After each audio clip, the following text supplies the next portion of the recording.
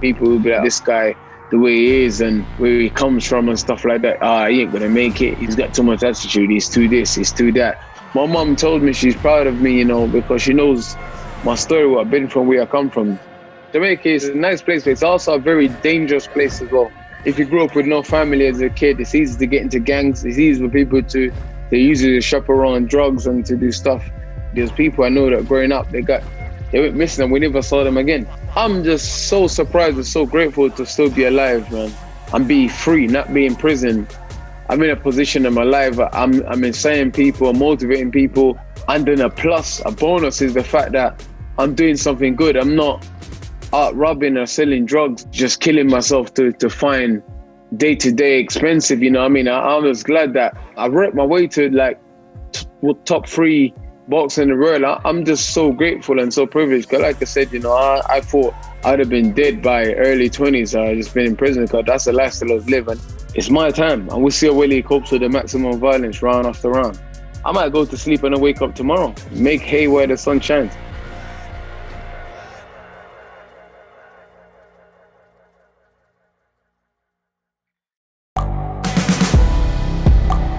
The world is changing. Inspiration is everywhere. It has never been so easy to connect, share, and bring people together. We're learning from others and finding the best in ourselves. Challenging our beliefs. Sharing our vulnerability. Overcoming our fears. Transforming ourselves so we can transform the world. How far can we go? This is London Real. I am Brian Rose. My guest today is...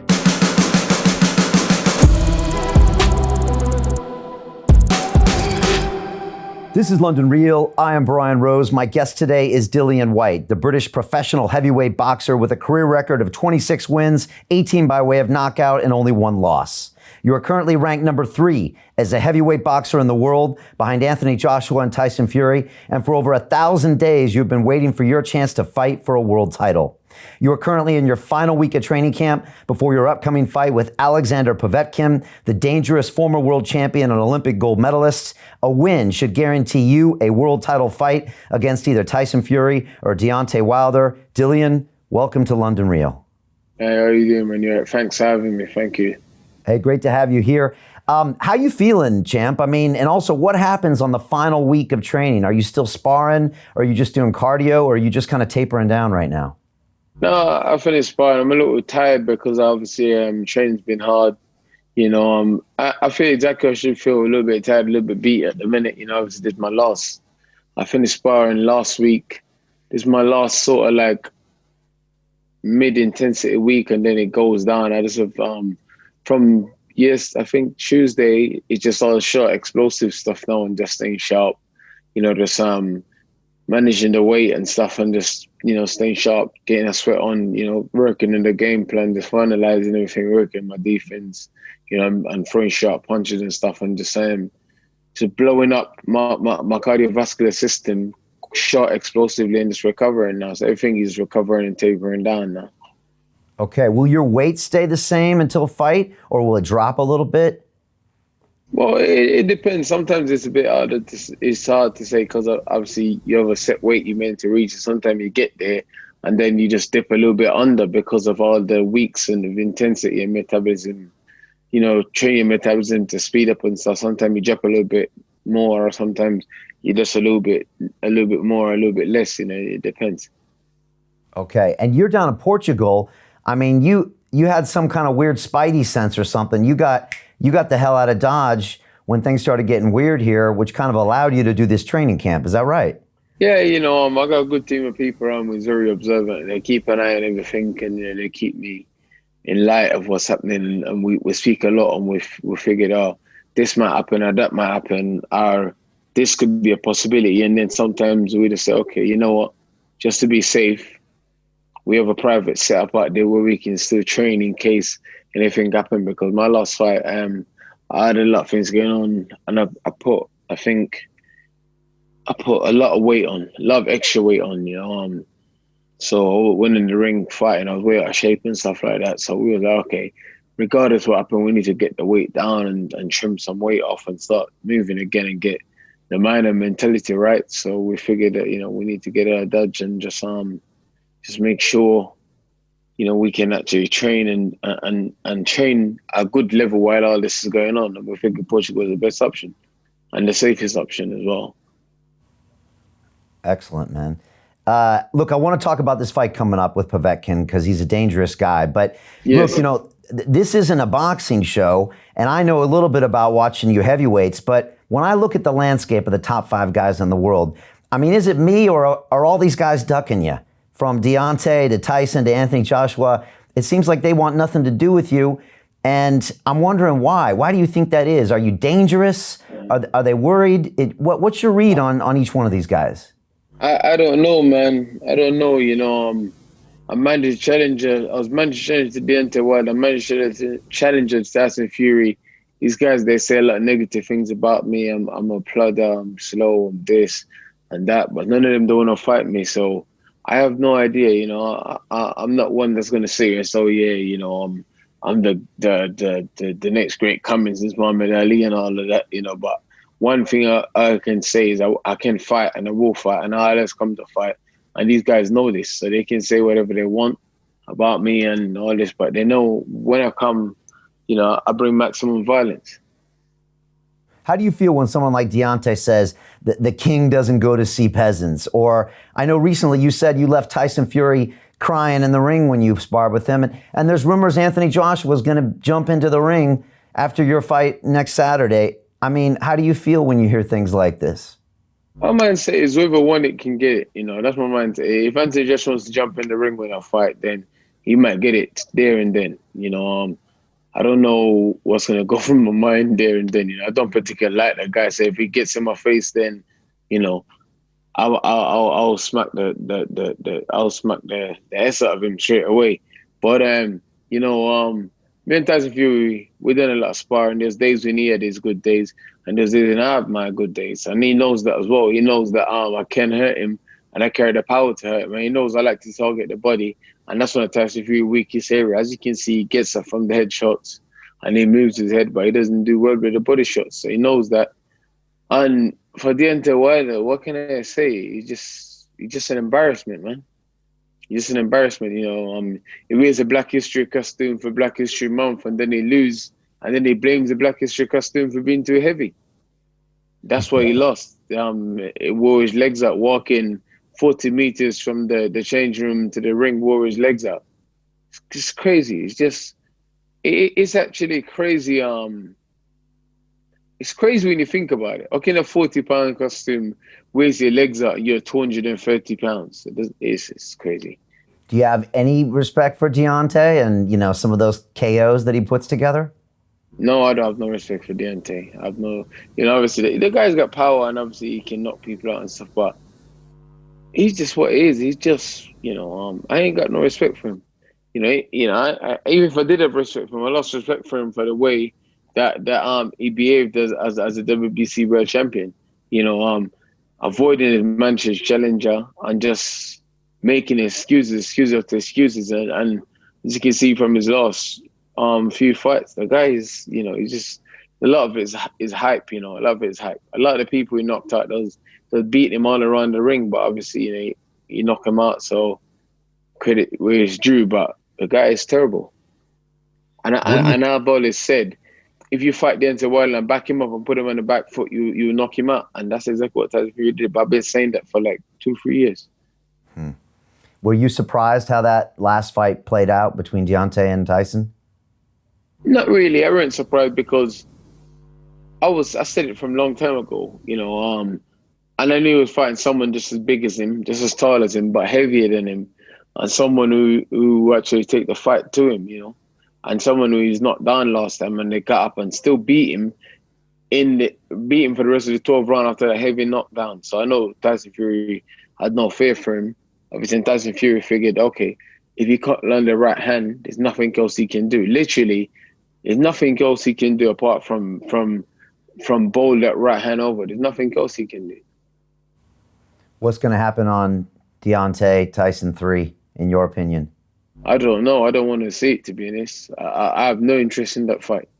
I don't think anyone's got an interest in that fight. I think it's just a fight where it's just happening because of contracts, really. I don't think it's happening for no other reason, because I believe Tyson Fury beat him twice. Yeah. You said before that the only reason Tyson Fury didn't stay down in the first fight is because, as you say, Deontay never hit him to the body. And that gave him the strength to get up after that, pretty hard hit. So you would fight Tyson differently based on that, right? I fight Tyson differently. I jab him more. I throw more jabs. With Tyson Fury, you use the jab against him. Obviously, it's tough to fight. People probably laugh at that when I say that. But use the jab and target his body, because if you hit him in the head, obviously, you can knock him out, but it shows he can get from the head shots. But the body shots is what wears him down and what will take his legs and his will away from him. Everyone can be tough to the head, but once they start chipping some meat downstairs, these guys all break down. They'll break down. So say these guys are fighting again. Say Tyson gets the win. That means you'll fight Tyson Fury next year if you win on Saturday, right? One would hope so, but Tyson Fury doesn't seem to want to fight me as well. He's making all the same excuse Deontay Wilder is making. His promoter is making excuses, saying, we don't want the Dillian Whyte fight and stuff. And, it's just a lot of garbage. It's like from one garbage to another garbage, to be honest. It's terrible. How do you deal with that frustration, Dillian? Man, just the hope of Tyson Fury won't be a coward and vacate the belt and actually fight me, or have a proper fight for the belt, I don't want to work so hard and end up being a champion of a vacant belt. I want one of the Tyson Fury is the greatest fight in the world and whatever. I want to fight him. I want to fight the best people. I want to beat the best people. I just hope he won't be a coward. But he says he's a fighting man and he's a Gypsy King, so I doubt he will be a coward. I think he'll fight me. So let's see what happens. And if he don't fight me, then he should be known as a Gypsy Coward forever. Have you called him that before? I think I have heard you say. Okay. Yeah, of course. He doesn't seem like the guy that if it's now plain as day that you have to fight, that could publicly just keep ducking you. It seems like with his persona, he would ultimately be like, okay, we got to do this. But I guess we'll see, right? A lot of things seem one way, but in reality, it's another way. He knows obviously, Tyson Fury, there's a lot of challenge in fighting, but he knows what I will bring. He knows, and these guys say all this, but he knows what I'll bring. He knows, Okay. Because realistically, there's no reason why he shouldn't fight me. Deontay Wilder is injured. There's no reason I get through this fight. He should have fought me in December. Yeah. What's you mentioned Anthony Joshua earlier. Now you guys, you used to have some respect for each other. I saw you in an interview a couple years ago and you're like, we respect each other. Obviously you had that really early fight when you guys were young where you won, but it sounds like that respect isn't there anymore. I had respect when he lost on the rules. I support the guy, obviously being a fellow British fighter. And then after the fight, he just started talking a lot of crap and acting like he's a bad man and stuff and saying all of these things and stuff and like come on, man, And then they lied that they tried to make the fight with me when it was a lie. We're both matchroom fighters. You wanted to make a fight with me, the fight's easy to make. If you're realistic, everyone knows me. I don't hide from no one. Why would I turn an offer to fight Anthony Joshua if there's an offer there? All people really think about it. There was never any real offer. They wanted him to fight Jordan Miller in America. That was the plan, because obviously the zone needed to recoup some of that money back that they're paying him and stuff like that. And they tried to use me as scapegoat and tried to make me look bad. So I'm just like, I've had enough of this, I want to go. I've already said I'll fight and winner takes all, I'll fight and winner takes all. That's what we do. He's Anthony Joshua, the great whatever. I'm just Dillian Whyte, the normal guy. Let's fight, winner takes all. What about that? Why do you put the winner takes all in there? Because you're not motivated by money, are you, at the end of the day? I mean, that's not... Sorry to cut you. I want to fight the best and beat the best, man. That's it, When it's all said and done and over, time's flying. Time ain't waiting for no one, We all getting on, strange things happening in the world every day. I just want to fight the best. When I'm older, I want to sit down and be like, yo, you know what? I fought him. A lot of these guys, when they retire, it's like, oh, like Roy Jones didn't fight Joe Kawasaki till he was such and such. Joe Kozaki didn't fight Carl Froch, it was such and such. Brendan Hopkins didn't. I don't want to be like that. I want to be the guy, I fought everyone while we were still good fighters and good contenders and in our prime, Does these times of COVID make you think that even more? Like, you don't know what's going to happen. You got to make hay while the sun shines. You got to make things happen now because, like you said, you don't know what's going to happen in the future. Man, I think this times of COVID's done a lot for, it's got a lot of people scared, and it's also motivated a lot of people as well. So, it just shows, it's another thing in life that shows you that, we take things for granted, small things like being able to go to the boxing, like being able to walk around the supermarket, just shows taking it for granted, man. And like now you go to the supermarket, a massive queue outside, you got to stand up and wait. You got to, like you can't go to the boxing. You can't, like I used to take for granted. Oh yeah, there's boxing this week and I'm not going to that. It's not a great show or, oh yeah, whatever. So-and-so's fighting, I don't care. Now, I wish there was a boxing event I could just go to just to chill out, a sporting event, Just teaching us to take nothing for granted and just to, and that's what these guys need to realize. We all in our prime. Me, Anthony Joshua, Deontay Wilder, Tyson Fury, we cannot fight each other 3 or 4 times each or whatever, We can just make a massive, the top 4 heavyweights going for it. What's wrong with that? So what? Win, lose, or draw. So what? Let me ask you a question about Anthony Joshua. And I spoke to someone today, and I said, I'm talking to Dillian tonight, and I'll tell you who I spoke to who just after this. And I said, what should I ask him? And he said, Brian, I want you to ask him this question. He said, let's say you're back in 2015 again, and it's a week before the Anthony Joshua fight, and you wake up in the morning and you realize you got one arm. Your other arm's not working. Right? You got one arm that you can fight this guy with. You got 2 choices. Do you power through like a warrior and go in that ring like you did, or do you postpone that fight and wait 6 months to where you can rehab it and then go in there? What would you do? I would go in.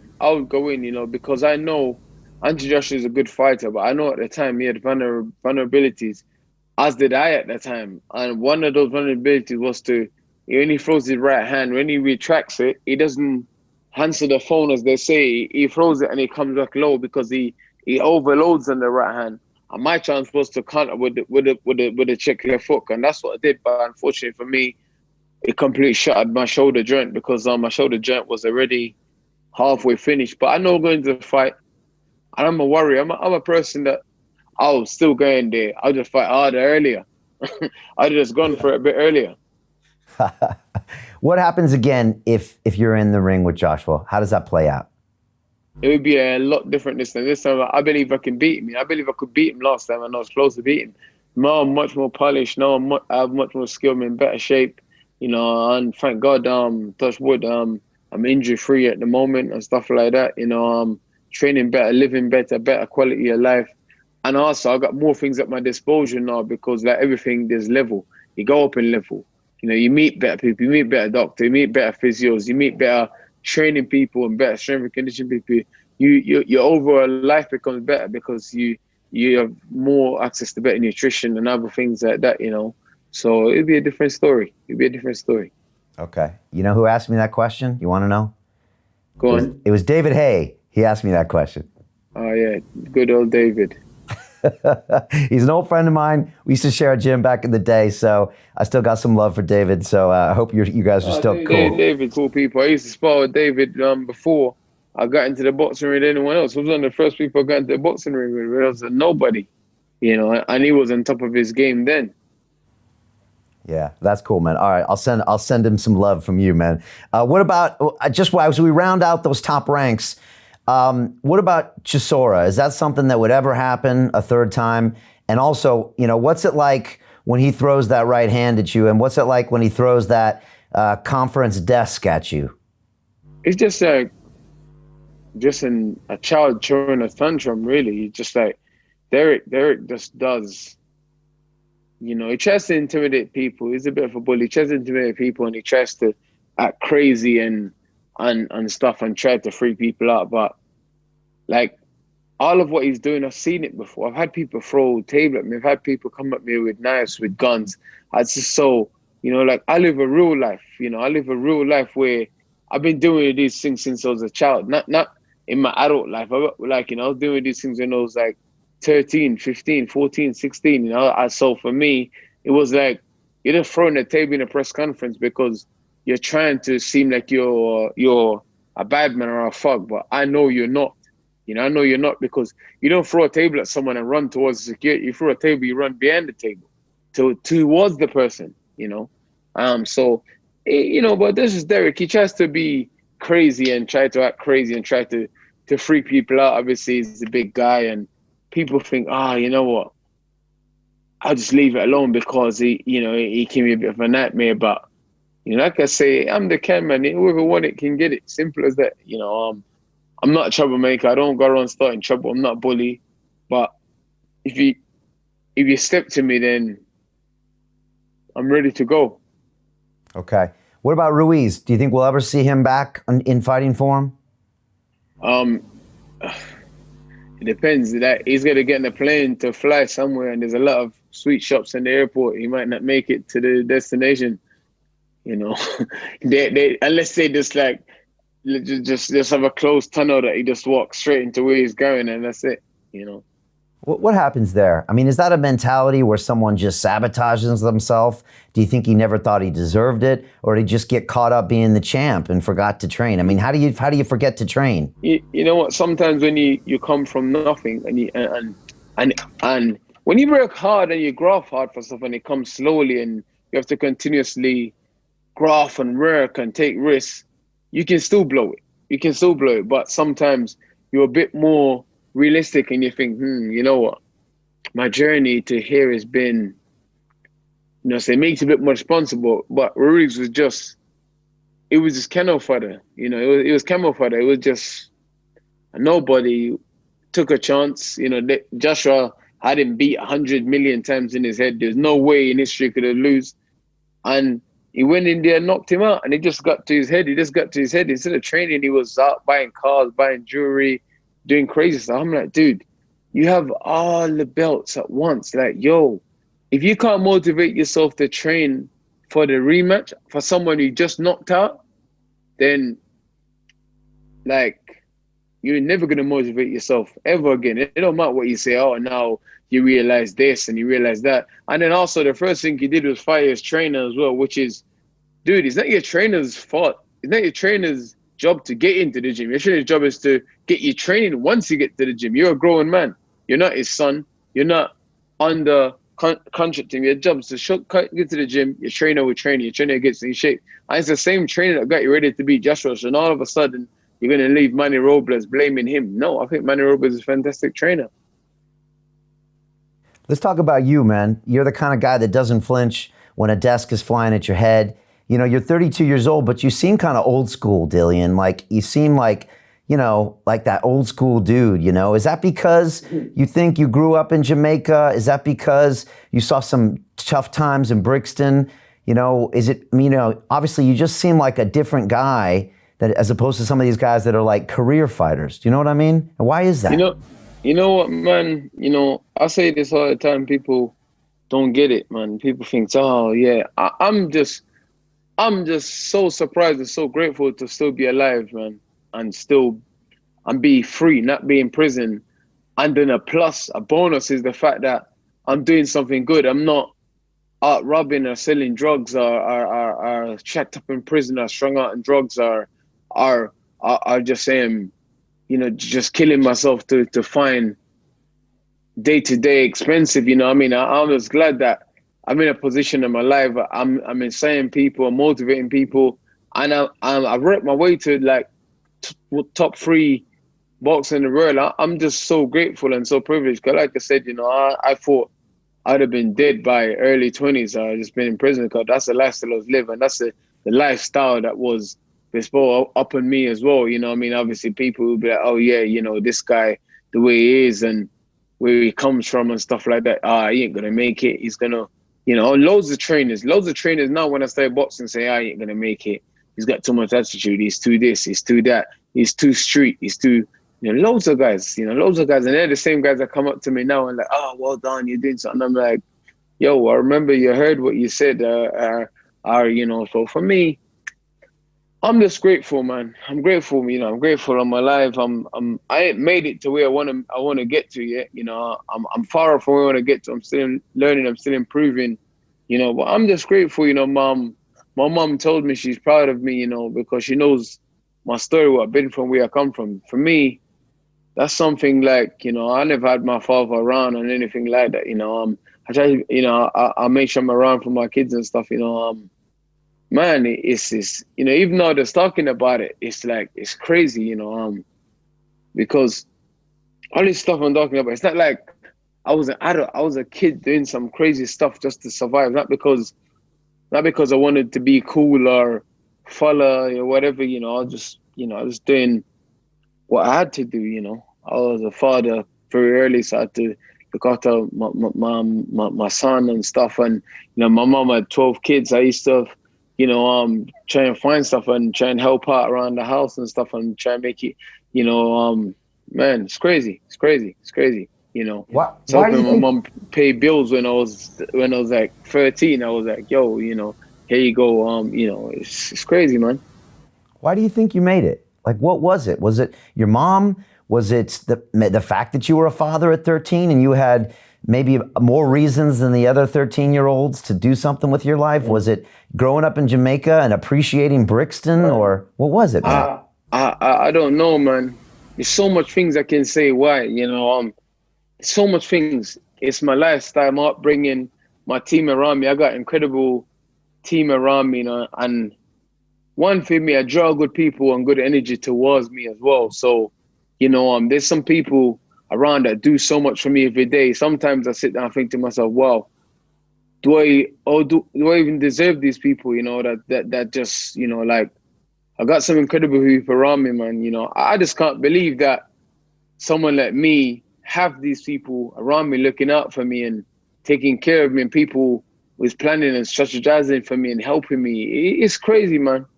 It's crazy. Like when I haven't thought about this a long time, and now I'm just thinking about it, and it's like, it makes me sad at the same time as well as it makes me happy as well, man. It's like, it's crazy that these people believe in me, and it's crazy, man. It's Why is crazy. that? Why does that make you sad? Because it just made me like, it just made me sad. Like, if I had a good upbringing, a good future, and I had people early around me, and I had the schooling or the teaching and the guidance, what would I be? Where would I be? If I had my parents had the finance to send me to the gym and stuff like that when I was a kid, or no one in my family did any sport. My dad and granddad boxed bare knuckle when I was young. I didn't tell me because their knowledge of sport was, it was a thug sport back then. It was sport full of gangster and stuff and whatever. So they didn't tell me. So imagine if I had the support, and like now you send your kids to school, your kids probably do extra lessons in sports, and I never had any of that, man. I was like, I was a writer from I was born, really. Sad as it is, it just makes me sad to think, if I had a chance in life, what would I have done, man? Because I've done all this with no chance in life. No, I've been climbing a wall smothered with butter my whole life, man. Yeah. You ever think that's maybe why you're there? Because you did it and you earned it and you feel like you deserve it, I don't know, man. I don't think of myself like that. I don't think of myself anything special. I don't know, man.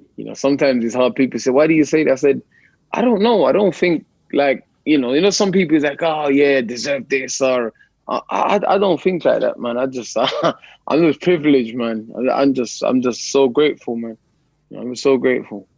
Tell me what part of Jamaica is in you? Like what part of that island is in Dillian Whyte? What are the characteristics of you that come from there? What do you remember from there? Like, I've never been, but it looks like a hard place to grow up, but also a lot of culture and a lot of history, The whole of the island's in me, man. The whole of it is in me, that's like the UK and Ireland. The whole of this place is in me, obviously, because my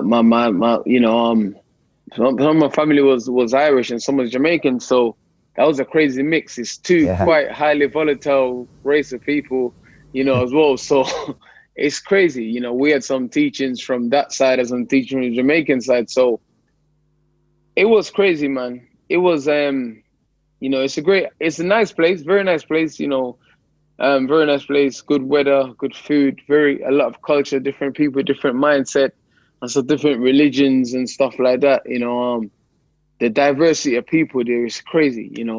So many different people there. It's like I was saying to someone earlier today, when I grew up in Jamaica, I didn't know I was black. I didn't know my Chinese neighbors was Chinese. So I didn't even knew this guy was white. We was just Jamaicans. It was like, yo, it's crazy, man. Jamaica it's a nice place, but it's also a very dangerous place as well. It's a very, very dangerous place. It's a place where if you grew up with no family as a kid, it's easy to get into gangs. It's easy for people they usually shop around drugs and to do stuff. And it's easy for you to get killed and go missing. Like there's people I know that growing up, they went missing and we never saw them again. People, it was crazy. It's crazy, man. Remember, like the first time I saw a dead body as well, I was like about 8 or 9 or something. That's crazy, man. What do you think of these kids these days, Dillian, that grow up with their mobile phones and, everything's politically correct? And then you think about your childhood where friends go missing. I mean, do you think kids these days have it too easy, or is that just something old men say? No, I just think it's cool. I think I wish I had all this stuff when I was growing up. I think it's cool. I think balance is key. I think balance is key.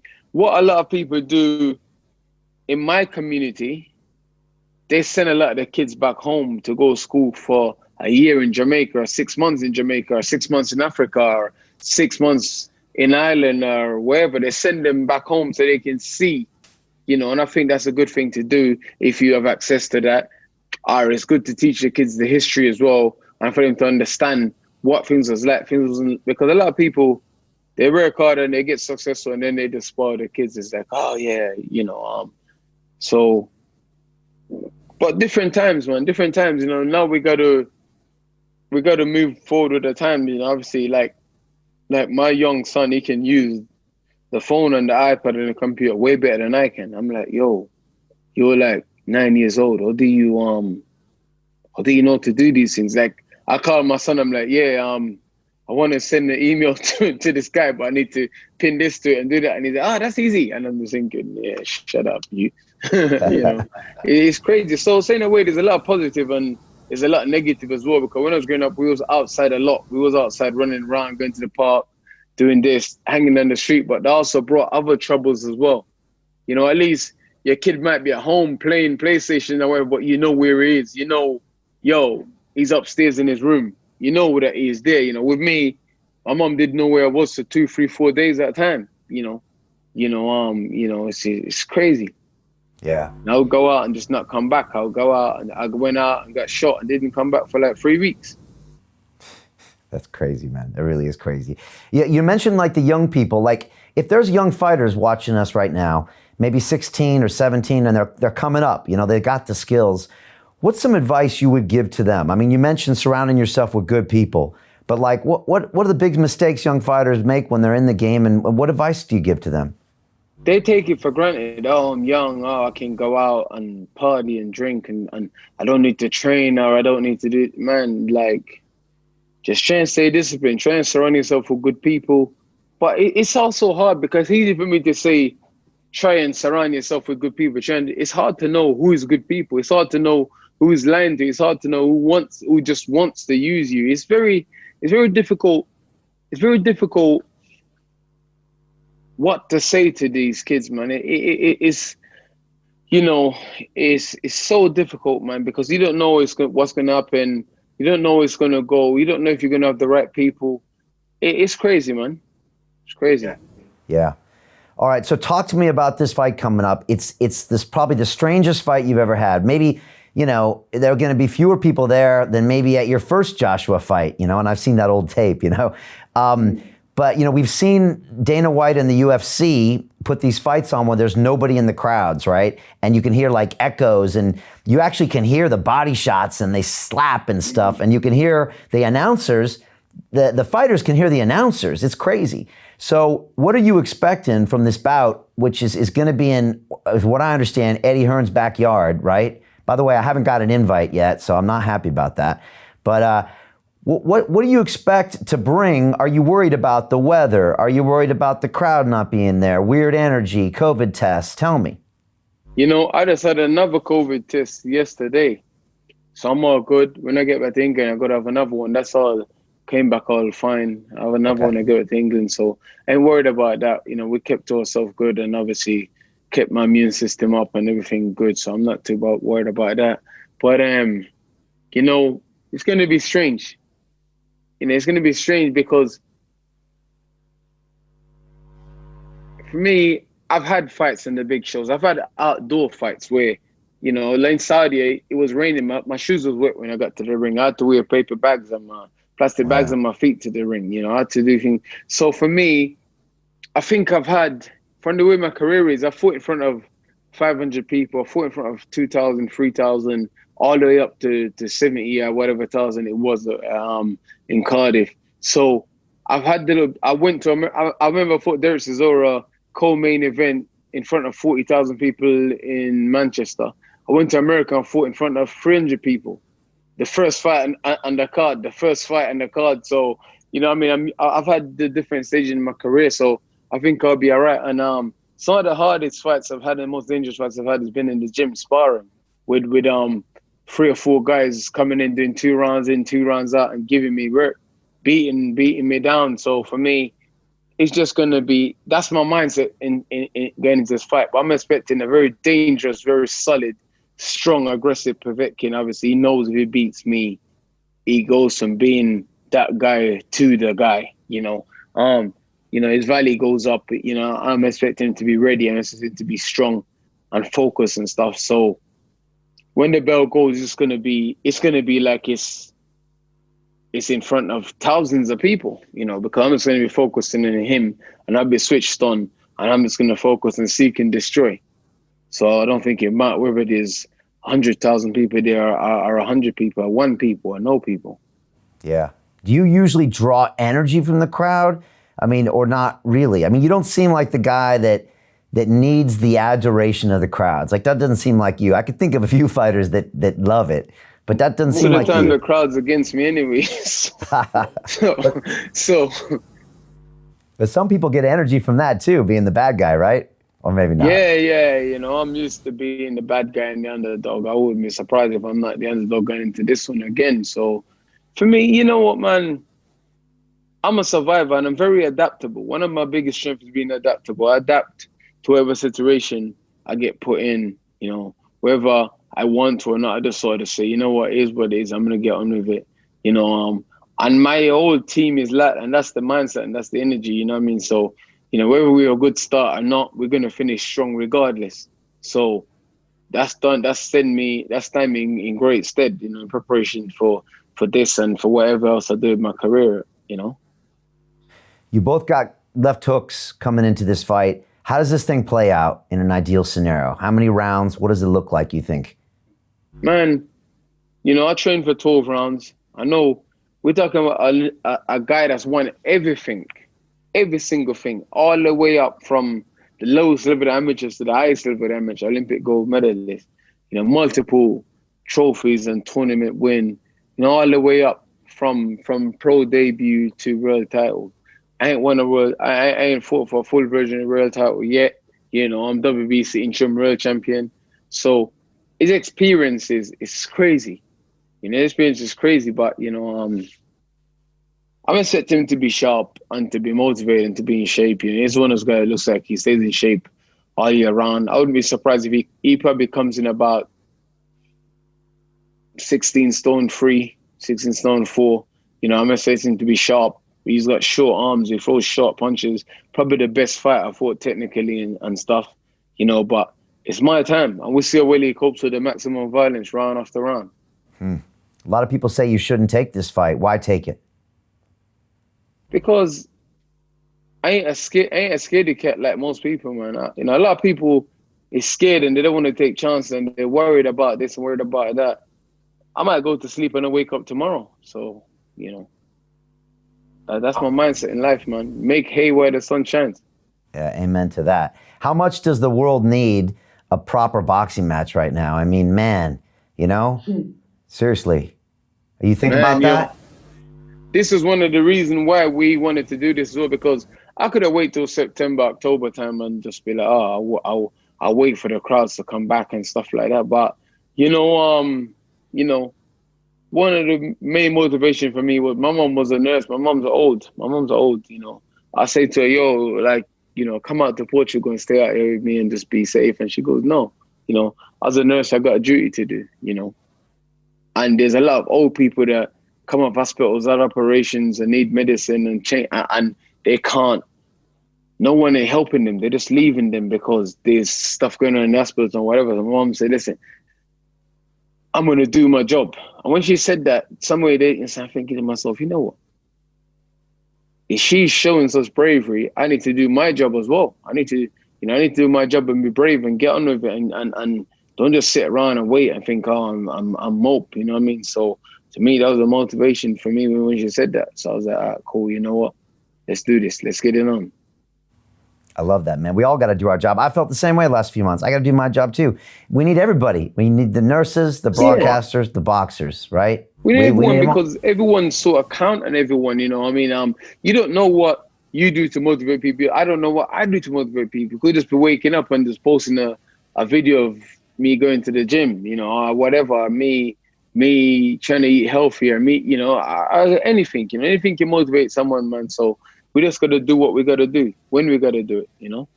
Yeah. Look, we saw the UFC putting these fights on and entertaining people, and for me, it was a real breath of fresh air. What's the chance of you getting in the octagon with Francis Ngannou and give him that high kick to the head that you still got in your back pocket? No chance. Francis Ngannou don't want no smoke, you know. People always say to me, yo, what's wrong with you? You're at war with everyone. I'm not at war with everyone. I just want to fight the best fighters, man. That's all I want to do, you know. I'm confident enough to compete across the sport, whether it's kickboxing, MMA, boxing. Why not do it? I was trying to be the guy that done something that no one else has done. What reigning champion ready, you know, I fight Stipe Miocic or Francis Ngannou. I'll fight any one of them, you know. Any one of those guys, I'll fight. Any one of those guys. You know, and then imagine winning a UFC heavyweight title and coming back and winning the boxing heavyweight title at the same time. No one's ever done that. That'd be epic. How's your wrestling, jiu-jitsu? My wrestling is not bad. It's not bad.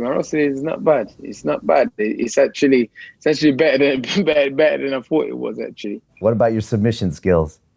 I'm more of a ground and pound man. I like to get it done. You know, I can submit, I can pull off a arm bar or a rear naked choke or a guillotine, you know, or something, that crucifix or something like that. But you know, I like to strike, man. I like to strike. I like to strike and I like to defend a takedown. You know, I think if you can strike and defend a takedown and like Chuck Liddell, he reigned for years with just a takedown defense. Yeah, and he was a wrestler, and he just struck, is what he did. Yeah, because he knew if he boxed, everyone would try and take him down, and underway to take him down, he could always counter punch him, and that's what he did. They tried to take him a step back, bam, and it's, you know, but it's easier said than done. Yeah, it is easier said than done. Well, I got a purple belt in jiu-jitsu, so if you want to come train with me, man, I'll show you some skills. Oh, that's cool, man. That's cool. But, you know, you're right. We got Cormier-Stipe this weekend, and, you know, Cormier is an Olympic wrestler, but he keeps it on the feet, striking. So, man, you would be great with one of those guys.